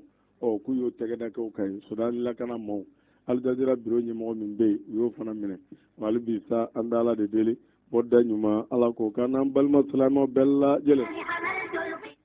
Gambi jamana kɔnɔ k'a fɔ kalafiliw kan ka kɛ ko candidat 6 de bi ka président ɲini min ye Adama Barrow yɛrɛ b'a la min bɛ fanga la sisan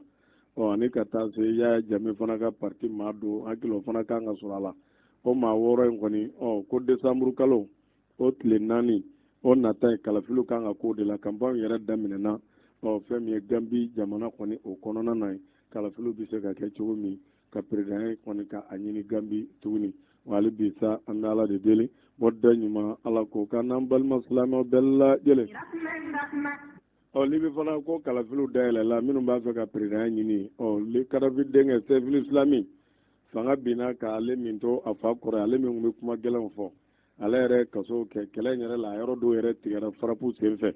o senfɛ Sefuli Silami ko fana ko ale bɛna kɛ candidat ye a fana taara n'a ka candidat ye o kɛlen kɔni ko Libi yɛrɛ kiibulon kɔni bɔra k'a jira ko Kadafi denkɛ ani Khalifa Haftar k'olu sen man ka ye Libi kalafili la olu sen man ka ye a la ka d'a kan ko kɔlɔlɔ b'o olu nɔfɛ yala a bɛna kɛ ten a tɛna kɛ ten o fana kɛlen cour pénale maaw olu fana bɔra cour pénale k'a fɔ ko Kadafi denkɛ nɔ kun minɛnen don lahɛ la ko nɔ minɛ fana bɛ yen dɛ ko mais min y'u ka jamana kɔnɔna ko ye politigiw k'olu sen t'o la sinon k'a fɔ olu tun ye fɛn min bɔ k'a nɔ kan ka don ko fana bɛ yen mais olu ka kuma bɛ min yira o t'a bali ka kɛ i n'a fɔ candidat y'u ka jamana kɔnɔ ko kɔni bɛ tan Kadafi denkɛ kɔni k'a y'i kan bɔ a bɛna to a la wa a tɛna to a la wa Libi kɔni kɔnɔna na yen maa kɔni tɛ a ta fan dɔ ye wali bi sa an bɛ Ala de deli bɔda ɲuman Ala ko k'an n'an balima silamɛw bɛɛ lajɛlen min yɛrɛ ye Saudiya ministre des Affaires étrangères a ye jalaki ta wala ka ɲɛsin Liban kɛrɛnkɛrɛnna ko Iran ka dɛmɛjɛkulu minnu bɛ n'o ye Hijibu Seyitani k'olu de bɛ ka port exploseli la dɛ olu de bɛ ka kiiritigɛla menacer ka gɛlɛya don kiiritigɛla ka baara la a na kɛ ko Iran maa ninnu ye jamana cilaw koyi sabu n'a bɛ yɔrɔ dɔ jamana cilaw don o ka yɔrɔ min explosera ni maa 100 caman tora a la dɛ Hizbullah de filɛ k'i sen da kiiritigɛla a bɛ ka menacer a ka denmisɛnnin ka d'a kan kunnafoniw bɛ yen u ka ɲɛmaa dɔw sen bɛ sɔrɔ port explosion sen na o de kosɔn Saudiya yɛrɛ ministre des Affaires étrangères ko ye gɛlɛya fɛn fɛn ye halisa kiiri ma se ka bɔ ko Hizbullah de sen bɛ ko ninnu caman na ye o de kosɔn a bɛ ka menacement ni bagabagakan bɛɛ ta ka fɛn bɛɛ ta walasa kiiri kana se ka kɛ a laban na kiiritigɛla dun fana ko olu bɛna jɔ koyi olu bɛna jɔ ko kan ka taa taabolo min na wali bi sa an bɛ Ala de deli bɔda ɲuman Ala ko k'an n'an balima silamɛw bɛɛ lajɛlen Turki président ale kɔni kumana ale kɔni ko min ye Grèce ye ko Grèce yɛrɛ yɛlɛmana ka kɛ lamɛrikɛnw ka kan ye o k'a yɛlɛmana ka kɛ Amérique ka kan de k'a yɛlɛmana ka kɛ Amérique ka kan de tellement que o dun ni Russie bɛ frontière la ninnu fila fana o laban kana taa ɲɔgɔn sɔrɔ dɛ o mana Turki fana sirannen don ka d'a kan o yɔrɔ fana ni Amérique Turki ka surun dɛsɛra Turki farapeli la o y'a dɔn Turki bɛ k'u ka intérêt menacer yɔrɔ caman sisan u bɛ k'u ka base kɛ Grèce o mana ko Grèce yɛrɛ Turki président ka fɔ la ko Amérique ko Grèce kɔni k'a yɛlɛmana ka kɛ Amérique kan dɔ ye yɛrɛ tellement que u ka base bɛ kan na ye u ka maaw bɛ yen olu ka nin ye nin kuma in kɔni de fɔ ka d'a kan ko ale bɛ yen ale ye puissance Amérique kɔfɛ ale bɛ financement min kɛ NATO la maa si t'a kɛ yanni Amérique k'a fɔ a bɛna base kɛ olu bɛ yen kaban o mana o fana ko in tɛ ka Turki kɔni ka a faamu ka d'a kan ko n'i ye jateminɛ yɛrɛ kɔni kɛ fɛn min ye Amérique ani Grèce ko kan min bɛ Amérique bolo nin waati in na k'e to a tini ka se ka 4 ma wa ka 4 base ba 4 Grèce jamana kɔnɔ ye o mana Turki kɔni filɛ ka bɔ kɔ o de kɔni fɔ o mana ko Grèce yɛrɛ jamana o kɛra lamɛrikɛnw ka kan ye kaban o de kosɔn ko Amérique yɛrɛ ɲɛmaaba dɔ sɔrɔdasi kunda walima ɲɛmaaba dɔ kɔni kumana a ko tiɲɛ yɛrɛ la k'olu ka sɔrɔdasiw bɛ Grèce nin waati in na terre à terre k'u ka sɔrɔdasi dɔw bɛ yen wala k'u ka sɔrɔdasi dɔw bɛ yen o y'a fɔ ko kɔni bɛ nin lahalaya in na wali bi sa an bɛ Ala de deli bɔda ɲuman Ala ko k'an n'an balima silamɛw bɛɛ lajɛlen Amérique yɛrɛ ɲɛmaaba dɔ kumana k'a fɔ olu ka intérêt maa min b'a garanti ta u ye k'a ɲini u ye Afghanistan kɔnɔ k'o ye Qatar de ye Qatar de ye intermédiaire ye sisan Amérique ka intérêt minnu bɛ Afghanistan ka se k'u kɔlɔsi u kana se ka tila Amérique la cogo min walasa ci b'olu fɛ ka ɲɛsin talibanw ma o bɛ tɛmɛ ni Qatar ye talibanw fana bɛ se k'olu niyɔrɔ bila cogo min o bɛ tɛmɛ ni Qatar ye o y'a fɔ da la dɛ k'olu ka intérêt kɔlɔsiba Afghanistan kɔnɔ ko o ko bɛna kalifa Qatar la o ye conférence de vidéo k'a la o mana k'a fɔ officiellement o ko kalifalen bɛ Qatar la o mana hali ni o talibanw ma min d'u ma Qatar ka talibanw tɔnɔ min olu ka intérêt min bɛ yen o bɛ se ka to yen cogo min ka d'a kan olu ma bɔ cogo ɲuman na sisan komi talibanw o tun bɛ to ka ɲɔgɔn ye kɛ daw kan o y'a dɔn ko wari bɛ Qatar kun taliban olu fana mago bɛ Qatar k'u dɛmɛ kosɛbɛ Amérique y'o fana kɛ donda ye ko olu ka intérêt fɛn fɛn bɛ avance ta o ko kalifalen bɛ Qatar de la o kumana a y'a kulu ko ɲɛ intérêt kɛlɛ de koyi ka wali jamanaw ci Qatar de b'o ɲini ka d'olu ma sisan ko kɔni bɛ ni a marsew n'a fɛnw wa hali bi sa an bɛ Ala de deli bɔda ɲuman Ala k'o k'an n'an balima silamɛw bɛɛ lajɛlen. Amérique ɲɛmaaba dɔ k'u ka député dɔ ale kɔni k'a kumana Amérique Sénat kɔnɔ ye k'a y'a jira ko Amérique ye sɔrɔdasi dɔw ci ka taa Ukraine ka d'a kan ko nin waati in na ko furukufuruku bɛ u ni Russie ni ɲɔgɔn cɛ walima furukufuruku bɛ Ukraine ni Russie ni ɲɔgɔn cɛ ko Amérique ye sɔrɔdasi dɔw ci ka taa ale fana taara nin fɔ ka parlement na o kɔrɔ kɛlɛ laban kana wuli Russie ni Américains ni ɲɔgɔn cɛ o kumana a kana kɛrɛ o kosɔn ko Russie fana olu fana ye labɛn kɛ sibiri tɛmɛnen ko kɛlɛkɛla 100 bonyanko kɛlɛkɛla 100 bonyanko olu fana y'olu labɛn u ni Ukraine frontière la maa 100 kɛlɛkɛla ni minɛn dakamanaw o mana ko kɔni bɛ ni lahalaya na kulu wali bi sa an bɛ Ala de deli bɔda ɲuman Ala ko k'an n'an balima silamɛw bɛɛ lajɛlen kulu ni bɛna dasi kɛ bi dɔnniba la waati sɛbɛkɔrɔ tɛ n kunna k'a sababu kɛ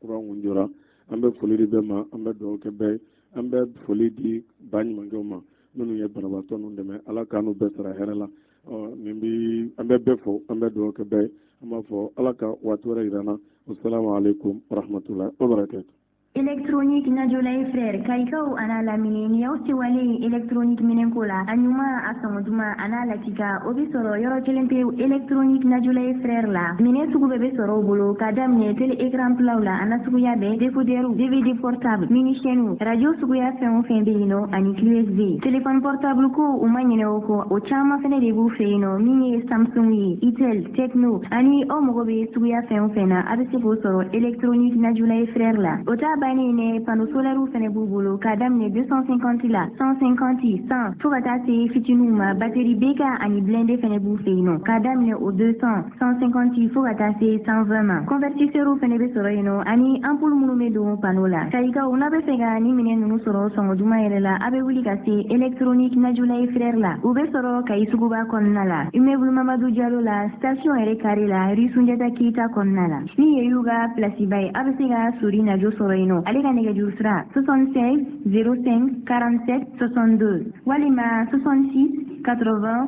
12 23 boutique flana o fene be soro suguba konna la immeuble haminyang na obi laji na jo soreno allez nega jusra 76 01 16 44 walima 66 01 16 44 électronique Najolay frère iya lafia électronique mino soro jogunumala ni hami be denmasaw la bi o ye kalan ani jogo ɲuman sɔrɔyɔrɔ ye ka di denw ma mun kosɔn lamɔ o ka time o kosɔn école franco arabe darul iman olu nana kaye ani a lamini bɛɛ lajɛlen kɛrɛnkɛrɛnnenya la kaye bɛnkundakaw o haminakoba min tun bɛ aw la ni ka se ka aw dɛmɛ o doni ɲuni na ni ka t'o bila kɔ kayekaw bɛnkunda ani a tɛnkun sigidakaw école franco arabe darul iman na ɲɛmaso ko u bɛ aw bɛɛ la nisɔndiya k'a fɔ u ka kalanyɔrɔ a dayɛlɛnna ka ban ɲina ma u ye maa minnu tun bɛ ka kɔrɔ maa minnu yɛrɛ b'a fɛ k'u denw tɔgɔ sɛbɛn ko kura ye tɔgɔsɛbɛn baaraw daminɛna ka kalan kɛ ka diinɛ dɔn ka tubabukan dɔn wa labɛnw yɛrɛ bɛ sen na ni ka angilɛ kalan yɛrɛ daminɛ kɛrɛnkɛrɛnnenya den sera kilasi 6nan ma école franco arabe darul iman kɔnɔna la ni maa bɛ jɔrɔko la jamana in kɔnɔ bi a dɔ la kalan tiɲɛni kalandenw niveau lafuli o bɛ a la école franco arabe darul imani maaw ko olu nakun ye ka jeniyɔrɔ fi o gɛlɛyaba in na o la k'u bɛ wele bila kayika bɛɛ lajɛlen ma kɛrɛnkɛrɛnnenya maa minnu sigiyɔrɔ bɛn bɛ bɛnkunda ma piskɔrɔ kɛrɛfɛla la olu ka kalanyɔrɔ bonda yɛlɛnnen bɛ aw ye wa a b'o cogo la kalanyɔrɔ in ka kan ni kayika bɛɛ lajɛlen ye soli ka taama o ka fisa hɛrɛ kɛnɛ kan denmansaw ni densomɔgɔw a y'aw teliya ka kalanyɔrɔba ɲini mun kosɔn aw denw tɔgɔ ka sɛbɛn nin kalanyɔrɔ in na école franco arabe darul iman a dayɛlɛnnen kɔ ni maa minnu b'a fɛ u denw ka kɛ a kalannen dɔ ye teliya bolo ma a y'u sɛgɛrɛ filɛ nin ye kaye bɛnkunda piskɔrɔ yɛrɛ sira kan kɛrɛnkɛrɛnnenya la nafɛn misɛnninw bɛ feere sugu min na u ni ye man jan fiyewu wala kɛlɛ i to i sigiyɔrɔ la ka nɛgɛjuru sira banba basir jalo ale ka sira kan 76 43 83 30 walama kalanyɔrɔ directeur wele 75 03 63 65 école franco arabe darul iman tiɲɛna maa kan k'e sɛgɛrɛ